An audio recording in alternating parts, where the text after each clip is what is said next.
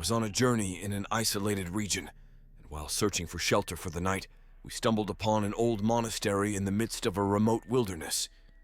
With each step we took toward it, the sense of unease grew. After hours of walking on a desolate road, we arrived at the monastery, which appeared to be in an advanced state of neglect. Rusty doors and broken windows cast eerie shadows in the unsettling moonlight.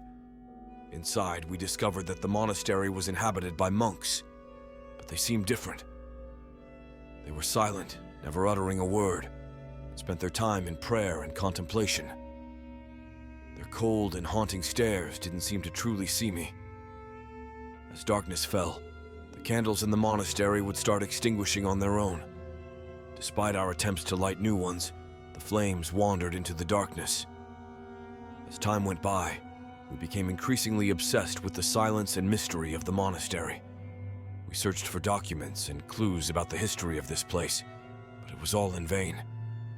We couldn't find out why the monks were so silent, and why the lights went out by themselves.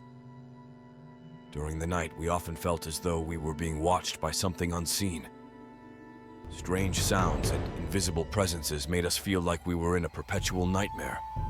Despite all the warnings and terrifying feelings, we tried to communicate with the monks. However, they offered no response or explanation. It was as though they were preoccupied with something much more sinister.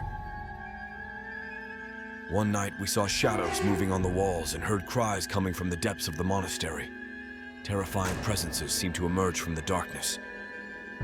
With each passing day, we felt like prisoners in the terrifying monastery. However, we decided to fight to uncover the truth.